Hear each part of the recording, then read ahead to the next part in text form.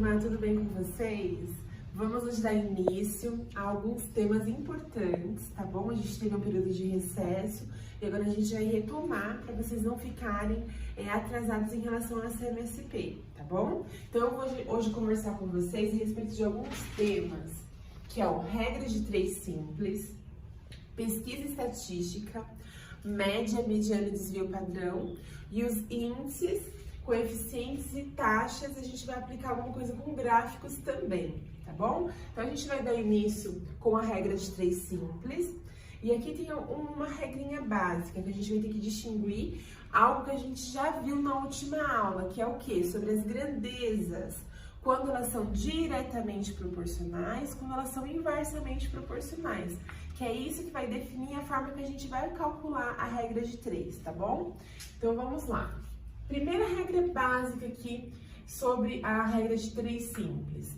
Ela tem sempre 2 grandezas, então lembrando lá da outra aula, o que é uma grandeza, Pro? É algo que se pode medir, tá bom? Cálculo com 4 valores, né? 2 grandezas, 4 valores. 3 a gente conhece e uma a gente vai descobrir, que é o nosso x, tá bom? Então eu trouxe aqui para vocês um exercício diferente lá do CMSP para a gente pensar um pouquinho e entender como que é o cálculo em si. Então eu trouxe aqui uma questão da VUNESP, que é a seguinte: um relógio atrasa 22 segundos a cada 36 horas. O número de dias necessários para que esse relógio atrase 308 segundos é... Então, vamos construir. A primeira coisa, a gente tem que construir nossa tabela para a gente entender aqui as grandezas. A primeira, né? A gente sabe que o relógio atrasa 22 segundos. Então, vamos marcar aqui. 22, vamos marcar aqui em cima, ó, segundos. A cada 36 horas. Então, a gente tem aqui uma outra grandeza, 36 horas. E aí, qual que é a pergunta? O número de dias necessários para que esse relógio atrase 308 segundos. Então, vamos voltar e marcar aqui, 308 segundos. E aqui é o que eu não tenho, que é o meu x. Aí você fala, Pro, mas não está perguntando o número de horas, está perguntando o número de dias. E aí que é, na verdade, a pegadinha dessa questão. A gente vai calcular em horas e depois a gente vai transformar isso em dias. A gente sabe que um dia tem 24 horas. Então, vamos lá? Então, como que eu vou calcular aqui? Eu fiz a tabelinha, segundos e horas. Eu sei que 22 segundos, ele atrasa a cada 36 horas. Então, eu quero descobrir em quantos dias ele vai ter esses 308 segundos, vai atrasar 308 segundos. Como que a gente vai calcular? Primeira questão, ele é diretamente ou ele é inversamente proporcional? Ah, Pro, se eu tô atrasando 22 segundos, é a cada 36 horas. Mas se eu atrasar aqui 308, com certeza vai subir o número de horas. Então, a gente está subindo os segundos e ele vai subir também as horas. Certo? Isso é a lógica que a gente compreendeu. Então, se os dois estão subindo, eles são o quê? São inversamente? Não, inversamente é quando um sobe e o outro desce. Então, aqui é diretamente. Isso é sempre o que vocês têm que fazer a primeira coisa, tá bom? Porque senão vocês vão errar a questão. Então, é diretamente proporcional. Achei que é diretamente proporcional? Então, agora eu posso calcular. Como que eu calculo quando é diretamente proporcional? É simples, eu vou fazer um cálculo em x. Então, como que vai ficar? Eu vou fazer isso aqui, ó. Aqui. Então, eu vou pegar... Vou multiplicar, no caso, 22x é igual 308 vezes 36, ou 36 vezes 308, tá? Eu já trouxe tudo calculadinho pra vocês, pra gente não perder tempo, tem várias coisas pra gente falar. Deixa eu só pegar aqui o valor. Então, esse cálculo aqui vai dar 36.308. E aí a gente vai dividir por 22. E o meu cálculo final vai dar 504 horas. Tá? Então, a gente descobriu que está perguntando o número de dias necessários. A gente descobriu a hora. Agora a gente tem que passar isso aqui para dias. Então, uma forma simples. A gente pode fazer uma outra regra de 3? A gente pode, né?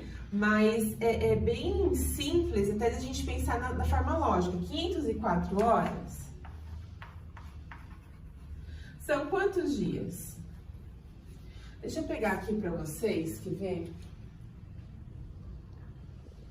É isso mesmo, ó. Então vamos lá. A gente tem aqui, ó, um dia, eu sei que tem 24 horas, então vamos por aqui. Vou fazer a mesma regrinha, eu não ia fazer, mas para vocês compreenderem melhor. Então, um dia, 24 horas, eu tenho aqui 504.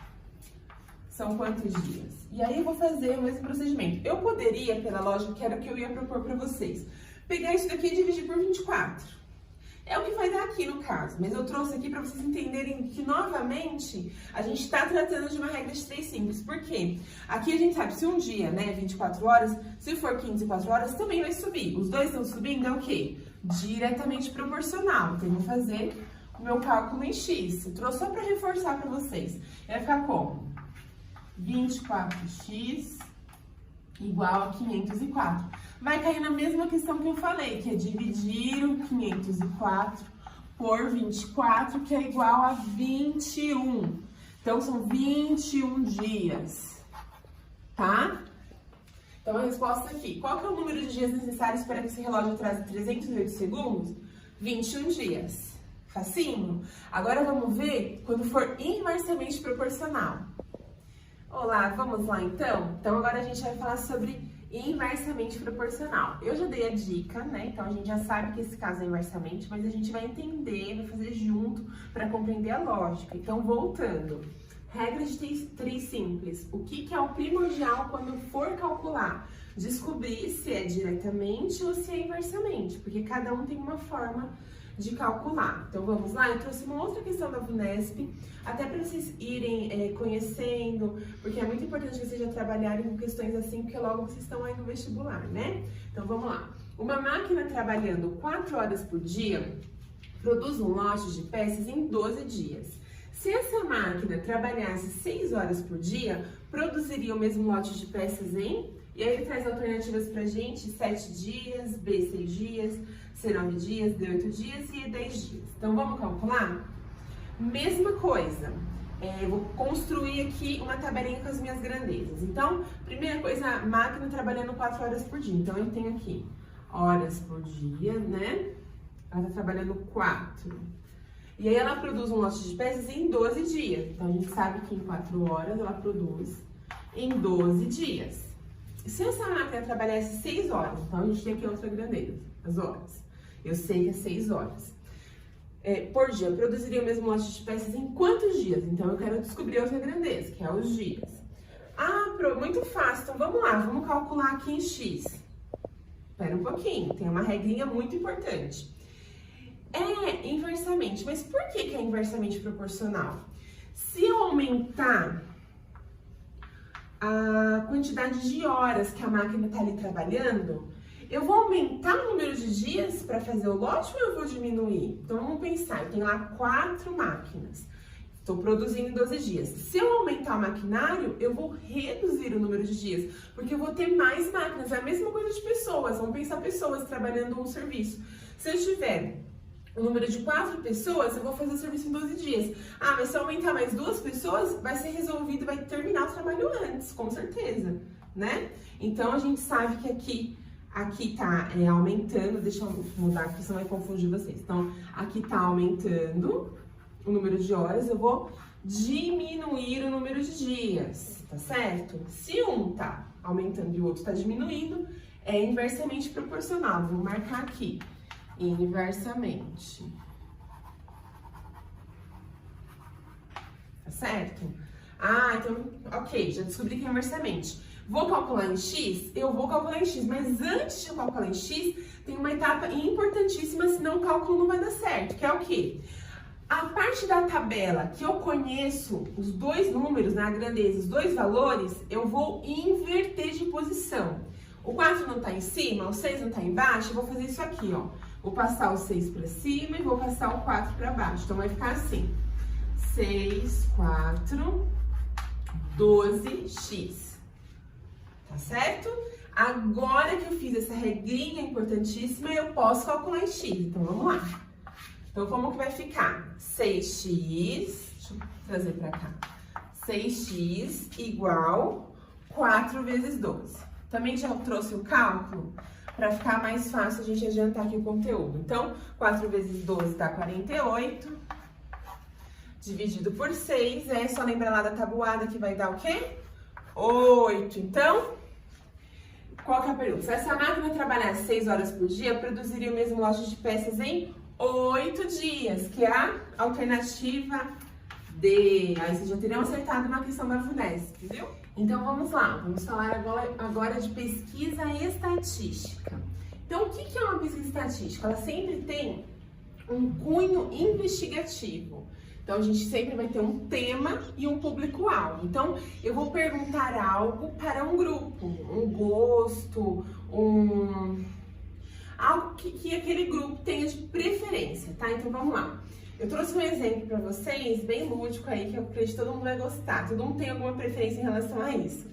Qual o docinho de festa preferido? Então, a gente perguntou esse questionamento aqui para 5 pessoas. Então, nosso público-alvo são essas pessoas. A Ana, o Pedro, a Marcela, a Silvia e a Monique. Então, a Ana, ela disse que prefere o brigadeiro. O Pedro disse que prefere o beijinho. O Marcelo prefere o docinho de churros. A Silvia, o de ninho. E a Monique também o de churros.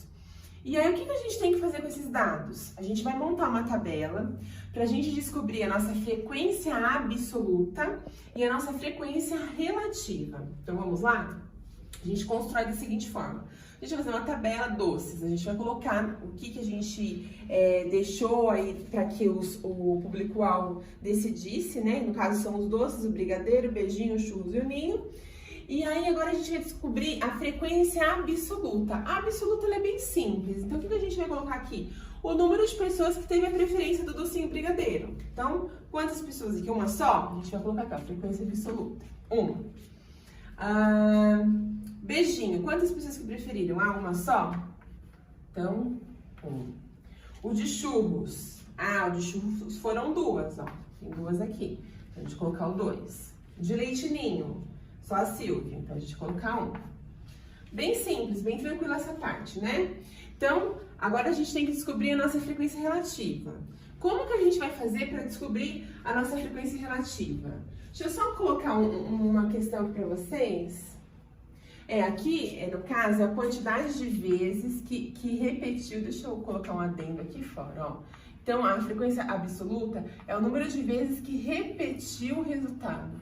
Eu deixei ali linkado para vocês não esquecerem. Eu gosto de colocar as informações que dá uma clareada. E a frequência relativa é a frequência absoluta, é a minha frequência absoluta, deixa eu colocar aqui. Então, é a frequência absoluta dividida, então a gente tem uma razão pelo total. Pelo total. Então, como que vai ficar aqui no caso? A gente sabe que a nossa frequência absoluta é 1, mas e o total? Quantos que foram investigados? 1, 2, 3, 4, 5. Então, é 1 sobre 5. E a gente vai repetir a mesma coisa. Aqui também é 1 sobre 5. Opa. Aqui é 2 sobre 5. E aqui repete 1 sobre 5.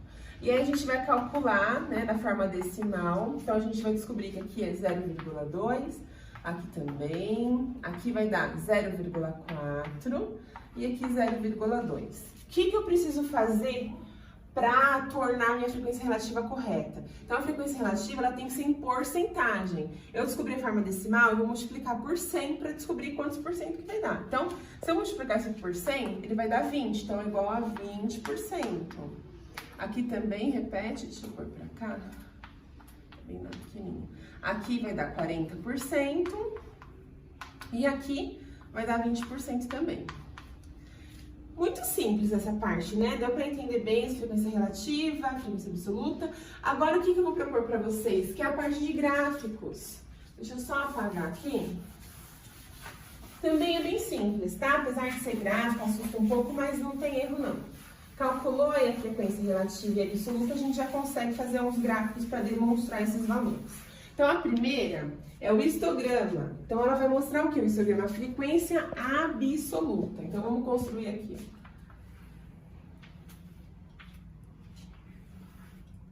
Então, aqui no caso, eu vou ter a variável, né? Vou ter ali os docinhos. Então, deixa eu colocar... Vou colocar só o comecinho para dar... Deixa eu diminuir aqui. Churros e o ninho.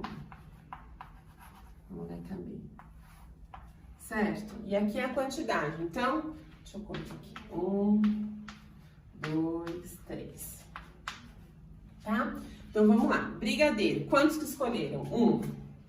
Então, eu vou demonstrar aqui o meu 1. Beijinho, também, só 1. Então, churros, foram 2. Então, eu vou vir até o número 2. Deixa eu só listar. Tá. E o ninho também, somente 1. Aqui a gente está dando um exemplo simples, com valores pequenos, mas aí pode tomar uma amostragem muito maior. Número de pessoas, número de variáveis, e aí para calcular aqui, ele é um pouco mais moroso, vai demorar um pouco mais de tempo. Mas aqui é para vocês entenderem a lógica de como funciona. Então, isso daqui é o meu histograma. Tá? E aí ele é baseado, voltando lá, ele é baseado na minha frequência absoluta. E a frequência relativa? Existe um gráfico? Sim, a gente vai mostrar. Deixa eu colocar aqui embaixo. É o meu gráfico de setor, né? Deixa eu pegar aqui os dados.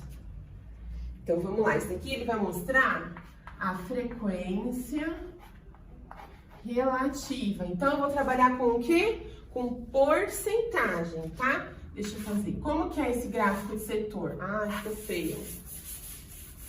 Ficou muito feio. Vamos lá. Deixa eu agachar aqui para ver se eu consigo fazer um círculo melhor. Aí, melhorou. Então, meu gráfico de setor é o famoso gráfico de pizza, tá? Que ele vai mostrar para mim a porcentagem. Então, vamos lá. Eu sei que metade aqui, vamos fazer bem clarinho, é o 50%. Então, 40%, ele vai ser um pouquinho menor, certo? Então, vamos lá, vamos construir. Então, aqui eu tenho meus 40%. O que é o 40%, Pro? Ah, é quem escolheu churros, que foram 2. Então, vamos colocar aqui, churros. Mas eu tive também mais 3 resultados, de 20. Tá? Então, vamos lá, 20%, 20% e 20%. Que é o brigadeiro, o beijinho e o ninho. Certo? Então é isso. A gente construiu 2 gráficos, um para mostrar a frequência absoluta e o outro para mostrar a frequência relativa. Vamos continuar na linha da estatística e vamos aprender agora média, mediana e desvio padrão. Olá, então vamos lá. Vamos falar agora sobre média, mediana e desvio padrão. Bom, eu trouxe um exemplo e a gente vai calcular sobre esse exemplo as 3 medidas. Então, média aritmética, o que ela é? Ela é a soma dos valores. E depois que a gente somou esses valores, a gente vai dividir pela quantidade de valores que a gente tem. A média é muito utilizada em tudo, eu acredito que vocês já saibam calcular. Eu trouxe um exemplo prático de venda de loja, tá? Então vamos lá. Dados os valores 6.200, 850, 5.500, 4.700, 9.800, 5.300, 7.300. Então, em um dia, em determinada loja, a gente teve essas vendas aqui, esses valores, tá? Em reais. Calcule média, mediana e desvio padrão das vendas diárias de uma determinada loja de celulares. Então, a gente sabe que aqui, ó, cada um desses valores é um valor de celular, é uma venda naquele dia. Vamos calcular a média? Então, média aritmética. Então, eu vou somar 6.200 mais o 850 mais 5.500 mais 4.700 mais 9.800 mais 3.500 mais 7.300. E aí eu vou dividir por quantos? Quantos valores que nós temos aqui? Vamos ver. 1, 2, 3, 4, 5, 6, 7. Então, eu vou dividir tudo isso daqui por 7, tá? Eu já trouxe também o cálculo pronto para a gente poder avançar aí nas teorias. Vai dar 45.150 dividido por 7 Então, a minha média aritmética é igual a 6.450. Então, eu sei que naquele dia, nas vendas de celulares que eu tive, qual foi a minha média de valor vendido? 6.450, tá bom? Agora a gente vai calcular a mediana. Então, vamos lá. Agora a gente vai ver a mediana. O que é a mediana? A mediana serve para mostrar o elemento central de uma amostra. Então, aqui no caso, a gente tem valores de venda de celulares e a gente quer saber qual valor está no meio. Então, uma regra importante, quando for uma quantidade ímpar, então aqui no caso eu tenho 7 valores, é uma quantidade ímpar, eu vou ter um elemento central. Então, dentre essas vendas vai ter um valor que está no meio, que é um elemento central, que é a mediana. E se fosse par, se fossem 8, eu iria ter que somar os dois centrais, os dois do meio e dividir por 2, tá? Para fazer a mediana existe uma regrinha, então a gente coloca todos os valores da amostra em ordem crescente. Então aqui no caso eu já coloquei para ficar mais fácil, né? 3.500, 4.700, 5.500, 6.200, 7.300, 8.150 e 9.800. Eu vou ensinar vocês também, no CMSP eles não comentaram, mas eu vou fazer uma regrinha, uma formulinha, tá? Aqui tá na cara qual que é o central, né? Porque a gente tem 7, então a gente sabe que sobra 3 aqui, sobra 3 aqui. Central é esse aqui, mas como que é essa formulinha? Então, vamos lá. A mediana é igual M mais 1 dividido por 2, tá? Então, aqui no caso, o que é o meu M? O meu M é a quantidade de elementos que nós temos. Então, é o 7 mais o 1 dividido por 2. Então, vai dar 8 por 2, que é igual a 4. Mas o que isso daqui significa? Significa que o elemento que estiver na quarta posição, nessa minha ordem crescente, é a minha mediana. Vamos conferir se está certo? Primeiro, segundo, terceiro, quarto. Bateu. Então, essa é a minha mediana. É o valor que está no meio. Então, a gente sabe que o celular que custou 6.200, ele é um elemento central na minha amostra. Agora, a gente vai calcular o que é o mais difícil, mas vocês vão tirar de letra, que é o desvio padrão. Vamos lá? Olá, então vamos lá. Vamos falar agora do desvio padrão. O que o desvio padrão nos mostra? Ele mostra a dispersão dos dados, ou seja, a distância que está em relação à média, tá? É uma formulinha um pouquinho mais chata, dá um pouco mais de trabalho de calcular, e então eu trouxe aqui para vocês. O desvio padrão é igual à raiz da soma dos valores. Então, eu vou somar todos esses valores aqui, no caso, só que esses valores subtraindo a média aritmética que a gente calculou. Quem lembra o valor da média? 6.450. Então, eu trouxe aqui um exemplo, ó. O primeiro valor, 6.200 menos 6.450, e tudo isso elevado ao quadrado. Então, eu vou continuar aqui da mesma forma, fazendo com todos os valores, ó, 850, 5.500, e assim por diante, até o final. Então, eu fiz, mas por exemplo aqui, vai dar menos 250, ó, porque aqui o valor é maior da média. Só que quando eu elevar ao quadrado, esse valor ele vai ficar positivo, tá? Então, eu somei tudo e dividi pela quantidade de elementos, que é o meu N. Quando eu fiz toda essa conta, o meu resultado foi 1.984,40.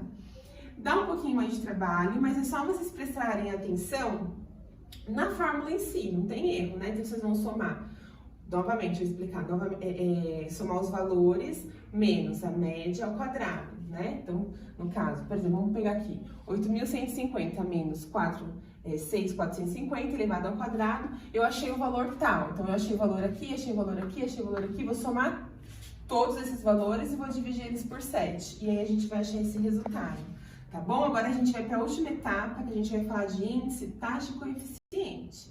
Então, vamos lá. Agora, a gente vai falar de índices, taxas e coeficientes.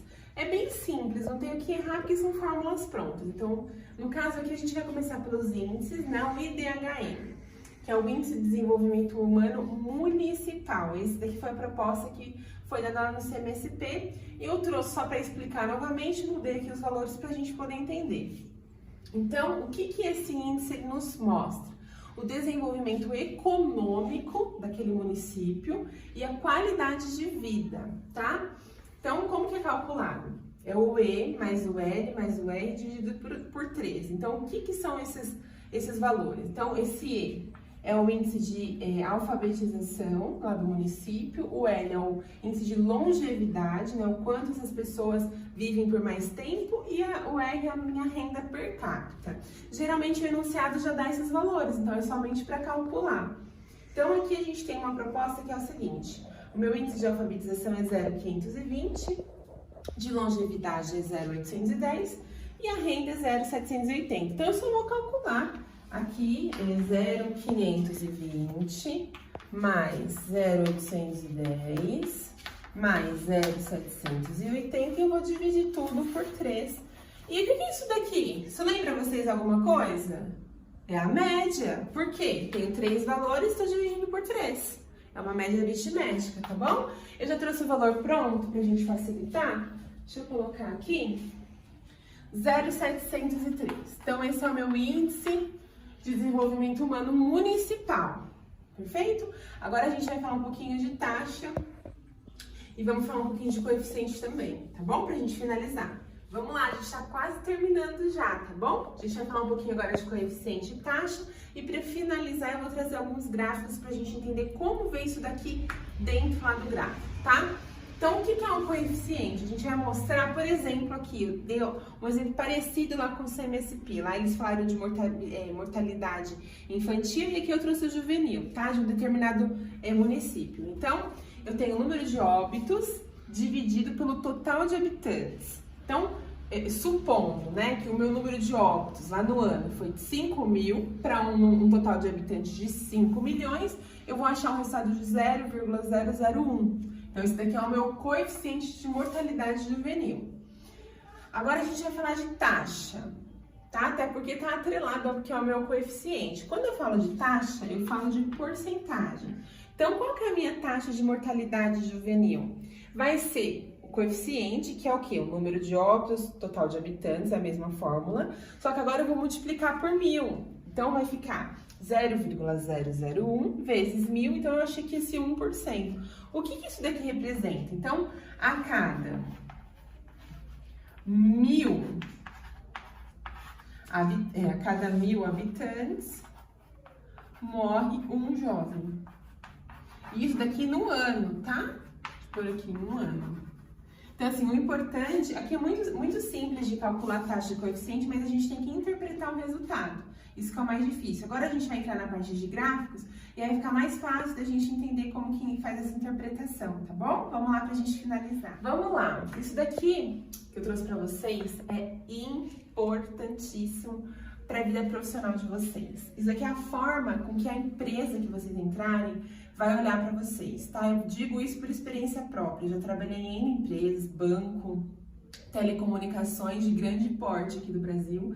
E essa é a forma que eles avaliam. Isso aqui é a meritocracia. Eles vão olhar a qualidade do seu trabalho? Eles vão. Mas eles vão ver principalmente o grau de eficiência, o quanto você é produtivo, tá? Então, eu trouxe esse exemplo, é lá no Aprender Sempre.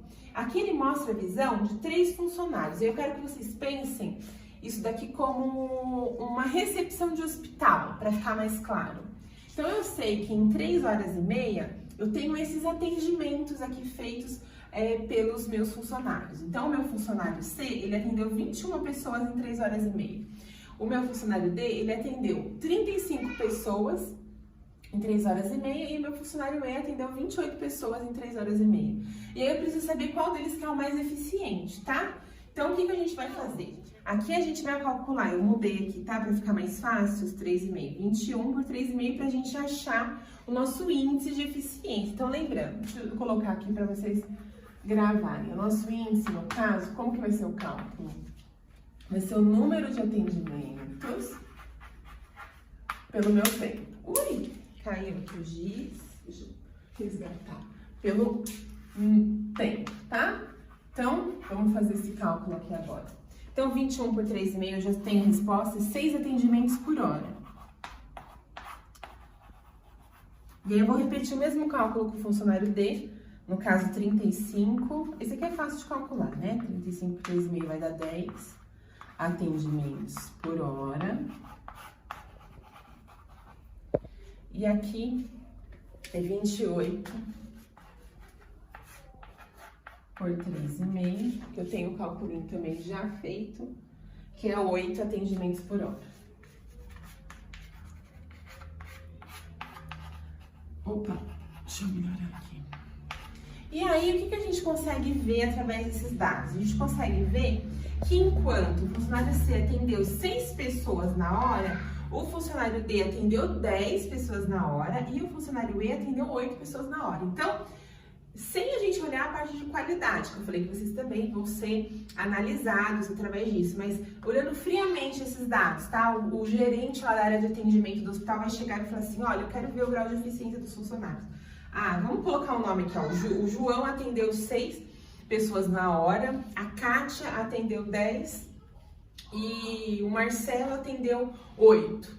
Então, o que ele vai falar? Ele fala, nossa, a Kátia é a que mais atende mais rápido, ela tem um grau de eficiência maior, tá certo? Aqui a gente consegue ver também, porque ela tem de 35, é bem diferente os dados, mas isso aqui é para mostrar o grau de eficiência, o quanto a pessoa é mais produtiva em relação à outra. Muito importante na vida profissional de vocês, tá bom? Agora a gente vai finalizar taxas e coeficientes. Eu vou fazer um gráfico aqui bem simples, pra gente falar aquela história lá do lixo, pra gente relembrar, tá bom? Lá do CMSP. Então vamos lá, vamos finalizar agora. Trouxe aqui pra vocês, isso aqui é o que mostrou lá no CSP, tá? Eu trouxe alguns dados diferentes porque eu vou passar um exercício pra vocês fazerem através de um formulário. Então, o que demonstra aqui? Eu tenho uma produção de lixo, né? Eu coloquei um exemplo hipotético, o Japão, ele produz 420 milhões de toneladas de lixo. E a reciclagem dele é a minha taxa de 30%. Aí que entra a análise da taxa no gráfico.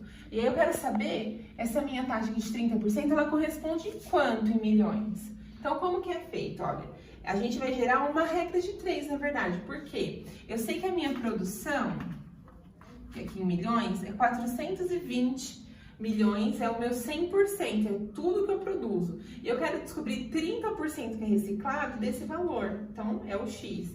E aí que tem aquela questão, é diretamente ou inversamente? Quanto mais eu produzir de lixo, vai ser menor ou vai ser maior minha reciclagem? Mais eu vou reciclar. Então, se os dois estão aumentando, é diretamente proporcional. É só eu fazer o cálculo em X, né, em cruz. E aí vai ficar 100, é que aqui eu já fiz direto, né? Vai ficar 100x igual a 420 vezes 30. Então, eu já fiz o cálculo, deu 12.600 dividido por 100, 126 milhões de toneladas, tá? Esse é o meu valor, é o que corresponde a esse 30%, é a minha taxa de reciclagem. Agora, só para finalizar mesmo a aula, eu vou passar para vocês, geralmente eu tenho passado para vocês me mandarem a foto lá do Aprender Sempre, os exercícios. Dessa vez, para facilitar para vocês, para mim na correção, eu vou mandar no formulário, tá bom? Do Google, é bem mais simples para vocês, é só colocar lá a alternativa, vocês vão ter que calcular, importante, vocês podem olhar lá no Aprender Sempre, vocês vão calcular conforme vocês aprenderam aqui, revisando lá o CMSP, e vocês respondem o formulário e me enviam, né, que vai vir automaticamente para que eu faça a correção, tá bom? Uma outra coisa importante que eu ia falar para vocês em relação à ADE, né? Hoje é o último dia do prazo, então quem ainda não mandou para me encaminhar, eu vou fazer a disponibilidade lá das notas.